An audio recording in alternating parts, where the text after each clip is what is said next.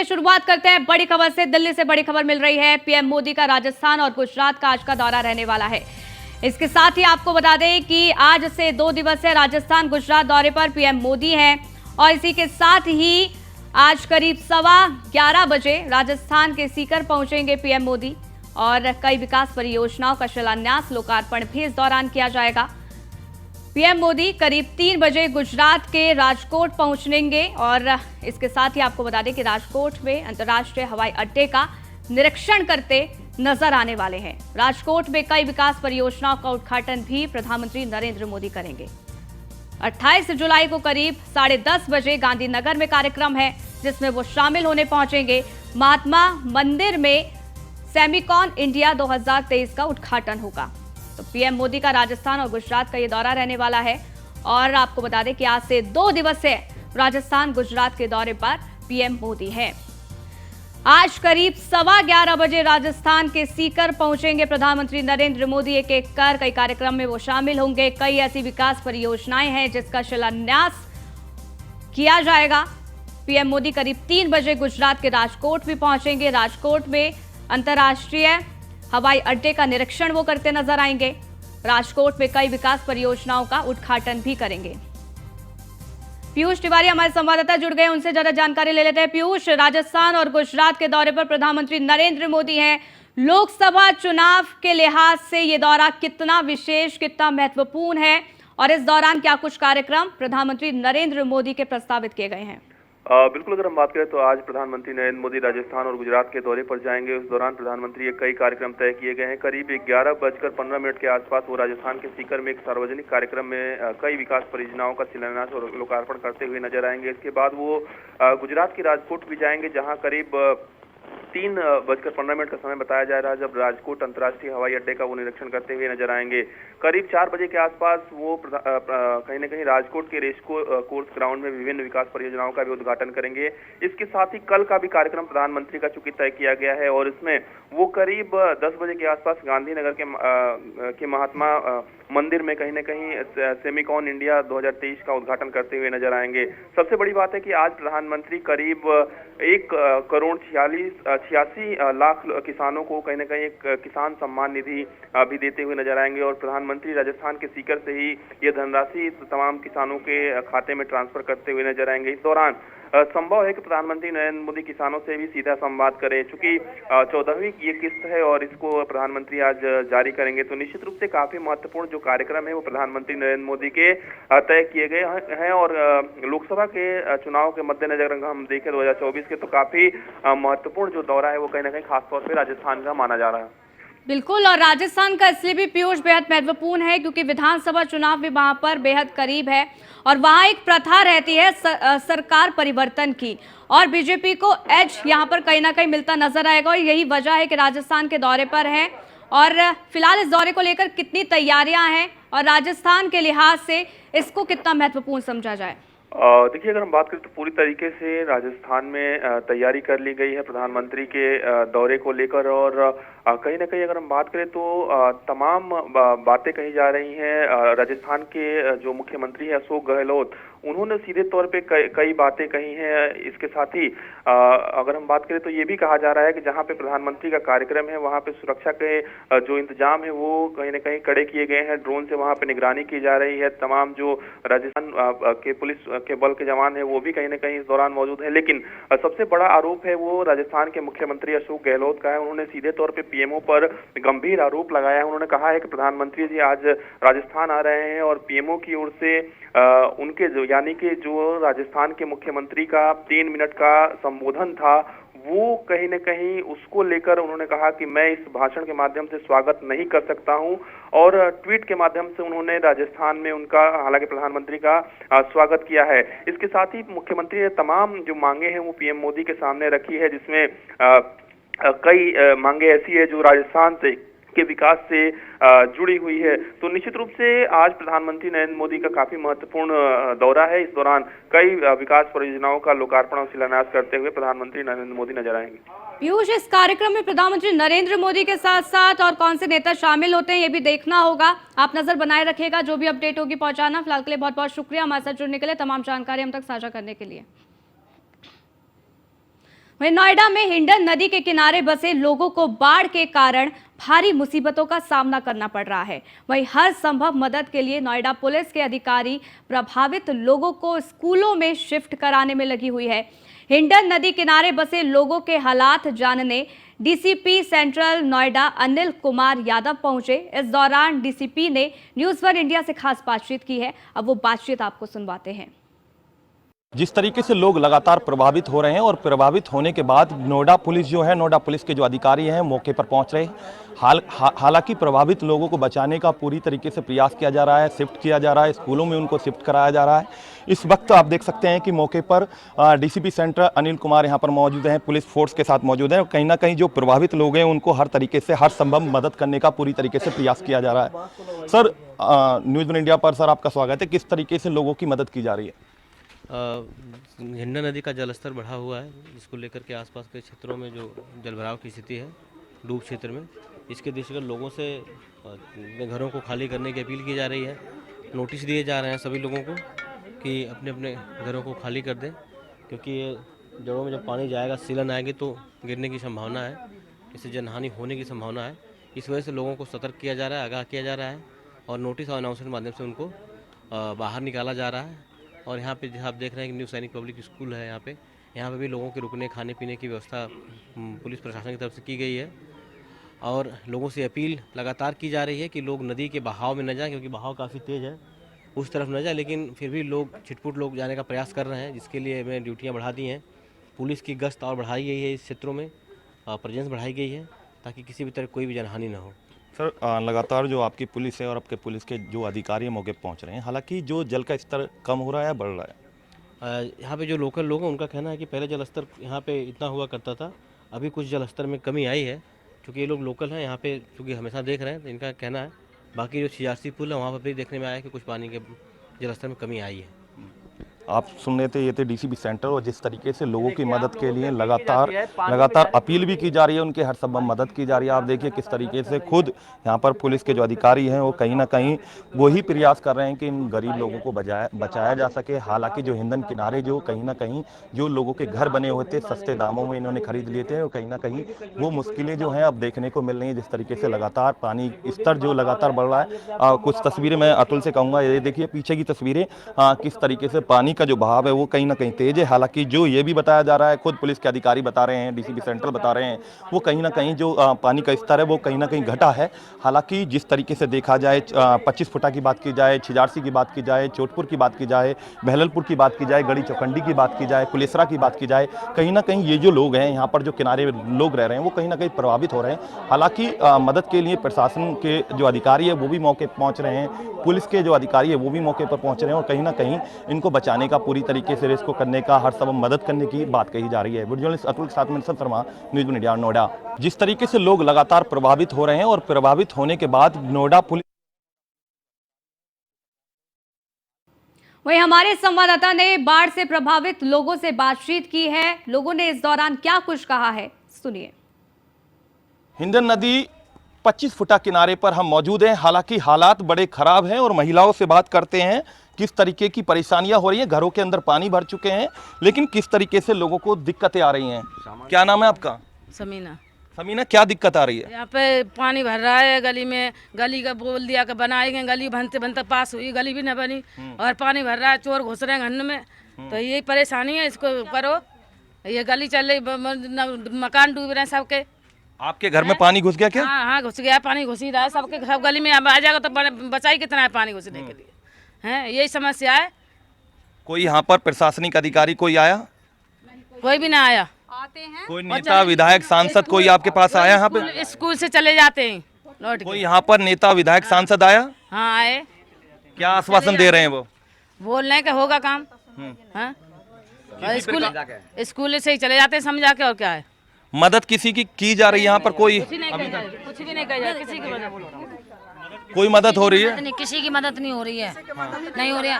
और यहाँ तो जिनका गरीब आदमी है उनका तो थोड़ा बहुत तो वो करना चाहिए, जितना जितना। आपका कौन सा प्लॉट है? हमारा वो रहा सारा नीचे ढस गया है। आपने किससे प्लॉट लिया था ये बताओ आप? हमने लिया संतोष डीलर से। संतोष डीलर से? हाँ। कोई जो प्लॉट देने वाले लोग हैं, आपको पता नहीं था कि आप हिंडन के किनारे ले रहे हो प्लॉट, तो कहीं ना कहीं दिक्कत आएगी? जब बताया कि नहीं आएगा पानी, जब डीलर ही इतना प्लॉट काट रहे हैं तो बताओ गरीब आदमी कहाँ लेगा। कितने रुपए का प्लॉट लिया? हमने लिया था जब 6 लाख रुपए का। जिस वक्त आपने ये प्लॉट लिया किसी प्रशासनिक अधिकारी ने रोकने की कोशिश की थी? नहीं, किसी ने नहीं कही, किसी ने नहीं कही। चौटपुर में आ रहा है ये, यहाँ कोई नहीं। अब तो डूब क्षेत्र है, बोला था डूब क्षेत्र है, पर यहाँ कुछ ऐसा कुछ नहीं होगा जो वो होगा। रजिस्ट्री कराई थी? रजिस्ट्री बेनामा है हमारे प्लॉट का, बेनामा है, रजिस्ट्री भी नहीं, बेनामा कराया हमने। हाँ। तो अब क्या आश्वासन दे रहे हैं जो मौके पर अधिकारी पहुंचे? जल घुस चुका है, पानी आपके घर में घुस चुका है, आप कहाँ रह रहे हैं इस समय? हम किराए पे रह रहे हैं, 3 नहर में कमरा ले रखा है। कितने गज का प्लॉट था आपका? 30 गज का। क्या नाम है, क्या दिक्कत है? सबसे मूलभूत सुविधा क्या है, क्या कमियां हैं, क्यों पूरी नहीं हो पा रही है कॉलोनी में? भैया ये सब तो डीलर ही जानते हैं कमी क्यों नहीं पूरी कर रहे। तुमने प्लॉट काटे तो इसे ऊंचा करके प्लॉट काटते। अब तुमने काटे, जो गरीब आदमी हो, मान लो किसी के पास 2 लाख रुपए का बजट है, नहीं है उसके औकात बाहर मेन रोड लेने की, तो वो यहीं आके लेगा ना, कि सर छुपाने के लिए छत मिले कहीं। मैंने प्लॉट खरीदा 5 लाख रुपए का। मैंने पूछा, मैंने भैया मैं किनारे पे ले रहा हूँ, पानी वानी तो नहीं आता? क्या जी बिल्कुल पानी नहीं आता। पानी आ जाए तुम्हारे घर में, तुम्हारा घर बह जाए, धस जाए, तो तुम्हें प्लॉट का पैसा वापस दूंगा। कहीं ना कहीं बड़ी दिक्कतें लोगों को आ रही हैं। हालांकि मैं कुछ तस्वीरें और दिखाऊं अपने दर्शकों को कि किस तरीके से लोग दिक्कत, देखिए वो घर बना हुआ, घर के अंदर पानी घुस चुका है। उस पानी के अंदर कहीं ना कहीं वो पानी के अंदर जो हिंदन का पानी है, जो काली एक नदी हिंदन का पानी है, उसके अंदर लोग घुसे हुए हैं। और कहीं ना कहीं अभी लोग जो हैं अपने घर खाली करने के लिए पूरी तरीके से हर संभव प्रयास कर रहे हैं, लेकिन कहीं ना कहीं घर छोड़कर जाएं तो कहाँ जाएं, कहाँ पर वो अपना सर छुपाएं। और कहीं ना कहीं ये जो दिक्कतें हैं वो मूलभूत सुविधाएं यहाँ पर पूरी तरीके से नहीं मिल पा रही हैं। कॉलोनी में तमाम तरीके की दिक्कत आ रही है, बिजली की भी दिक्कत आ रही है, गली की दिक्कत आ रही है, रोड पूरी तरीके से खराब है। और कहीं ना कहीं जिम्मेदार इस चीज़ का कौन होगा? हालांकि ये भी बताया जा रहा है कि यहाँ पर जो प्रतिनिधि हैं वो आते हैं, फोटो खिंचाकर चले जाते हैं, लेकिन जो एक आश्वासन मिलना चाहिए वो आश्वासन पूरी तरीके से इन कॉलोनी के लोगों को, 25 फुटा के इन लोगों को या फिर अन्य इलाके के लोगों को सही से मिल नहीं पा रहा। एक महिला और है, हमसे उनसे बात करेंगे, क्या दिक्कत आ रही है? हमारे घर में सारे में पानी भर गया, हमारी बाथरूम और किचन सब टूट गई और हमारी दीवार फट गई और फर्श में भी पानी निकल रहा है सब। हम तो घर से बेघर हो गए, हमें खाना भी ना मिल रहा, हम इतने परेशान हो रहे हैं। हमारे बच्चे बाल छोटे छोटे बच्चे हैं हमारे, हम कहाँ जाएं? घर से बेघर है गए, घर में चोरी हो रही है, हमारे घर में सामान नहीं भरे पड़े हैं। हम बता घरे रखा में या कमाने क्या दिक्कत आ रही है? दिक्कत वही सर, घर हमारे डूब गई है बिल्कुल, उधर नदी किनारे में है, घर भी फट गई है, सामान भी अभी बिल्कुल उसी में पड़े हैं। हमारे बच्चे रोज डेली जाते हैं, रोज वहाँ पर 2 बजे भी चोरी हुआ है। घर कब खरीदा था आपने? घर खरीदे 4 साल हो गए हैं। 4 साल हो गए। हाँ। जब आपको नहीं पता था कि यहाँ पानी वानी आता है? नहीं, डीलर बोला नहीं पानी आएगा और कुछ भी नहीं होगा, बिल्कुल नहीं। आपको क्या बोला था डीलर ने जब खरीदा था? कुछ भी ना, पानी वानी कुछ नहीं आएगा, ले और दे दिया हमें प्लाट। हमें क्या पता है, पहली बार हमने देखा है ऐसा माहौल के पानी आया है। आगामी लोकसभा चुनाव में 80 सीट जीतने के लिए बीजेपी हर तरह के प्रयास में जुटी हुई है। पार्टी पसमानदा मुसलमानों को रिझाने में लगी हुई है। इसके लिए पार्टी 27 जुलाई से यानी कि आज से पसमानदा स्नेह यात्रा शुरू करेगी। यह यात्रा गाजियाबाद से शुरू होकर यूपी के सभी मुस्लिम बाहुल्य इलाके में जाएगी। पूर्व राष्ट्रपति एपीजे अब्दुल कलाम की पुण्यतिथि के मौके पर पसमानदा स्नेह यात्रा को राष्ट्रीय अध्यक्ष जेपी नड्डा झंडी दिखाएंगे। इसके बाद यह यात्रा यूपी में पूर्व से लेकर पश्चिम इलाके में घूमेगी। अब ऐसे में सवाल यह है कि क्या बीजेपी पर विपक्ष को उसी के दाव के चित करने की कोशिश यहां पर की जा रही है? अब ये खास रिपोर्ट देखिए। बीजेपी का पसमानदा प्रयोग, विपक्ष की उड़ी नींद। पसमानदा मुसलमान बनेंगे बीजेपी के कद्रदान। बीजेपी का प्रोजेक्ट पसमानदा, निकलेगी स्नेह मिलन यात्रा। Delhi UP to Bihar, Pasmanda voter किसके साथ? 2014 से विजय रथ पर सवार बीजेपी अपने विस्तार का कोई भी मौका छोड़ नहीं रही है। बीजेपी अब विपक्ष की बचे जो वोटर हैं, जो उनकी वोटों की बची जमा पूंजी है, उनको भी छीनने में लगी है। मकसद और रणनीति साफ है, 24 में होने वाले चुनाव में मैदान फतेह का। बीजेपी 27 जुलाई को पूर्व राष्ट्रपति एपीजे अब्दुल कलाम की पुण्यतिथि पर दिल्ली से पसमानदा स्नेही यात्रा निकालने जा रही है। इस यात्रा को बीजेपी के राष्ट्रीय अध्यक्ष जेपी नड्डा हरी झंडी दिखाएंगे। पसमानदा स्नेही यात्रा की 27 जुलाई से शुरुआत। 7 चरणों में संपन्न होगी पसमानदा स्नेही यात्रा। बीजेपी राष्ट्रीय मुख्यालय से शुरू की जाएगी यात्रा। भाजपा अध्यक्ष जेपी नड्डा यात्रा को दिखाएंगे हरी झंडी। पूर्व राष्ट्रपति एपीजे अब्दुल कलाम की पुण्यतिथि पर निकलेगी यात्रा। 1 अगस्त से दिल्ली के तुर्कमान गेट से होगी शुरू। दिलशाद गार्डन से होते हुए यूपी में यात्रा करेगी प्रवेश। पहले चरण में यूपी चलेगी पसमानदा संवाद यात्रा। दूसरे चरण में बिहार में प्रवेश करेगी संवाद यात्रा। तीसरे चरण में पश्चिम बंगाल और चौथे में झारखंड में होगा प्रवेश। 5वें चरण में यात्रा महाराष्ट्र में आयोजित की जाएगी। 6ठे चरण में महाराष्ट्र से मध्य प्रदेश के लिए जाएगी। 7वें चरण में ये यात्रा हरियाणा में जाएगी। दरअसल देश में लोकसभा के लिए होने वाले आम चुनाव से पहले मोदी सरकार यूनिफॉर्म सिविल कोड लाने की तैयारी कर रही है। समान नागरिक संहिता को लेकर मुस्लिम समाज में डर है। जहन में कई तरह के ख्याल हैं। मुस्लिम संगठन इस कानून का विरोध कर रहे हैं। इसी डर और विरोध का नतीजा है कि बीजेपी पसमानदा मुस्लिमों को अपने साथ लाने की कोशिश कर रही है। इसको लेकर तारीख 23 जुलाई दिन रविवार को राजधानी लखनऊ में एक बैठक भी की गई। पसमानदा स्नेही यात्रा का मकसद मुस्लिम वोटरों को बीजेपी की विचारधारा से जोड़ना, यूसीसी को लेकर मुस्लिमों को जागरूक करना, बीजेपी के प्रति मुसलमानों की अवधारणा को बदलना।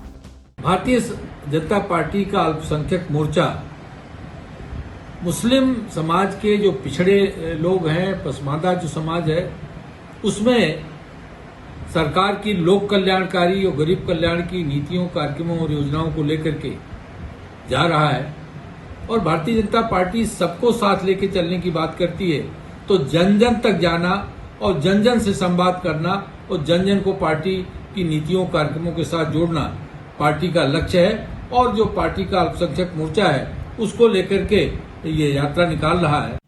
भारतीय जनता पार्टी की स्नेह मिलन यात्रा एक चुनावी धोखा है जो वो उत्तर प्रदेश के मुसलमानों को देना चाहती है। सच्चाई ये है कि इस यात्रा के बारे में सोच करके ऐसा लगता है कि जैसे कोई भेड़िया भेड़ की खाल ओढ़ करके आ रहा। वो भारतीय जनता पार्टी जिसके माननीय प्रधानमंत्री से लेकर के निचले स्तर के नेता तक यूसीसी जैसे संवेदनशील मुद्दे का भी इस्तेमाल मात्र अल्पसंख्यकों के लिए जहर उगलने के लिए करते रहे। बीजेपी मुस्लिम संगठनों के मंसूबों को फेल करने के लिए पसमानदा समाज को आगे कर रही है। इसके लिए बीजेपी ने जबरदस्त फील्डिंग सेट कर ली है। बीजेपी की इस रणनीति के आगे विपक्ष समेत कई मुस्लिम संगठन नतमस्तक नजर आने वाले हैं। बीजेपी ने अल्पसंख्यकों में भी पसमानदा पर अपना फोकस इसलिए किया है क्योंकि यूपी के मुस्लिमों में 90% इसी समाज के लोग हैं। इसमें ज्यादातर उपेक्षित वर्ग से आते हैं। इस वजह से केंद्र और प्रदेश सरकार की योजनाओं का सबसे ज्यादा फायदा भी इन्हीं को मिला है। सरकारी योजनाओं के करीब 4.5 करोड़ लाभार्थी पसमानदा समाज के हैं। बीजेपी ये मानती है कि 2022 के विधानसभा चुनाव में 8% मुस्लिमों ने बीजेपी को वोट दिया था। बीजेपी का मानना है कि 60% से ज्यादा मुस्लिम आबादी वाले रामपुर विधानसभा की जीत में पसमानदा मुस्लिमों का सहयोग। आजमगढ़ लोकसभा सीट को उपचुनाव में जीतने में सफलता भी बगैर पसमानदा मुस्लिमों पर भरोसा किए बिना नहीं मिल सकती थी। स्वार विधानसभा सीट के उपचुनाव में बीजेपी के सहयोगी अपना दल का मुस्लिम विधायक भी जीत गया। इस वजह से उपचुनाव के प्रयोग को ही विस्तार दिया जा रहा है।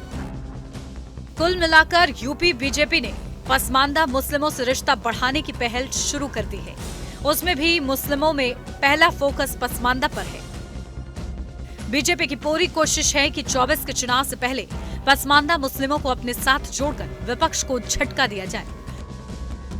कहा जा सकता है कि अगर बीजेपी पसमानदा मुस्लिमों को साधने में सफल हो गई तो विपक्ष की रातों की नींद गायब हो सकती है।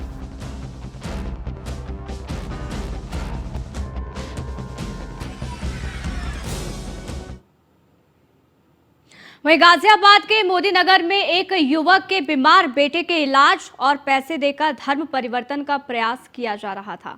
पुलिस ने मामले में मिली शिकायत की जांच के बाद धर्म परिवर्तन कराने वाले हापुड़ के रहने वाले एक पति पत्नी के खिलाफ मुकदमा दर्ज कर लिया है और इसके साथ ही आपको बता दें कि हापुड़ निवासी आरोपी शख्स को गिरफ्तार भी कर लिया गया है, जबकि मामले की दूसरी आरोपी उसकी पत्नी अभी भी फरार है, जिसकी तलाश पुलिस द्वारा की जा रही है। बताया यह भी जा रहा है कि गिरफ्तार शख्स बीते कई सालों से गरीब और अनुसूचित जनजाति के लोगों को पैसे का लालच देकर उनका धर्म परिवर्तन करा रहा था। हिंदू धर्म से पैसे का लालच देकर ईसाई धर्म में परिवर्तन यह गैंग चला रहा था।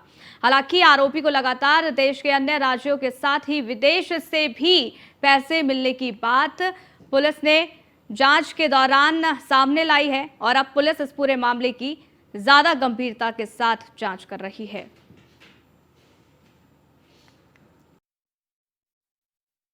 दिनांक 23 जुलाई को आशीष जो कि शाहजहांपुर थाना क्षेत्र मोदी नगर के रहने वाले हैं, उनके द्वारा सूचना दी गई कि इनके सामने ही रोहित का घर है।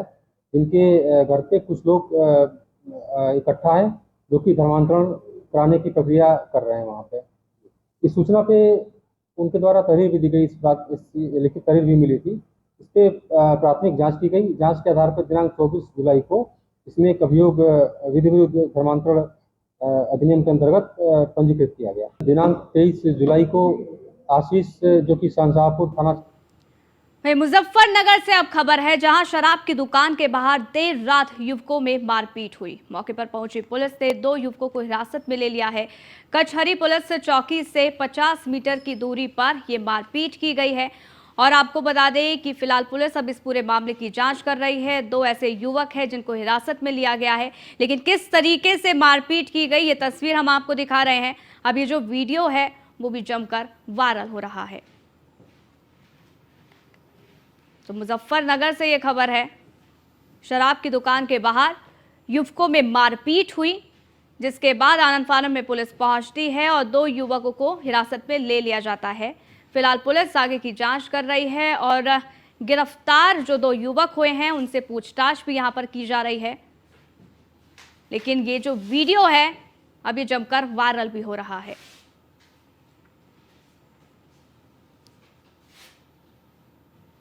तो यहां पहले झगड़ा होता है, उसके बाद मारपीट होती है। फिलहाल ये वीडियो जमकर वायरल हो रहा है। लखनऊ से खबर है, उत्तर प्रदेश में आई फ्लू को लेकर अलर्ट। मौसम के उतार चढ़ाव के कारण ये आई फ्लू फैल रहा है। फर्रुखाबाद, बरेली, मऊ, जौनपुर, फिरोजाबाद में तेजी से ये वायरल फैल रहा है। अस्पतालों में दवाएं, आई ड्रॉप की पर्याप्त मात्रा में रखने के निर्देश दे दिए गए हैं। आई फ्लू से प्रभावित इलाकों पर होगी विशेष निगरानी। प्रमुख सचिव स्वास्थ्य पार्थ सारथी सेन ने इसके लिए आदेश जारी कर दिया है। तो आई फ्लू का प्रकोप देखने को मिल रहा है, लगातार पैर पसार रहा है आई फ्लू। उत्तर प्रदेश में भी आई फ्लू को लेकर अलर्ट जारी कर दिया गया है।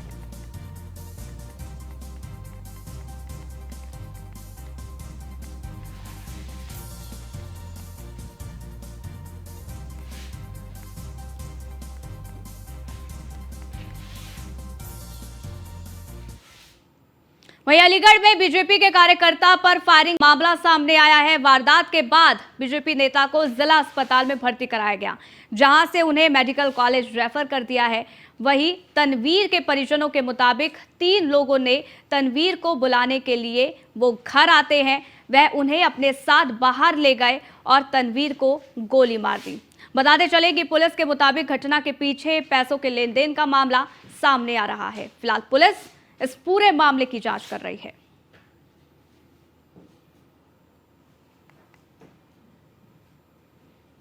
तो अलीगढ़ से ये मामला है, जहां आपको बता दें कि पुलिस द्वारा पूरे मामले की जांच की जा रही है। अलीगढ़ में बीजेपी नेता पर फायरिंग की गई।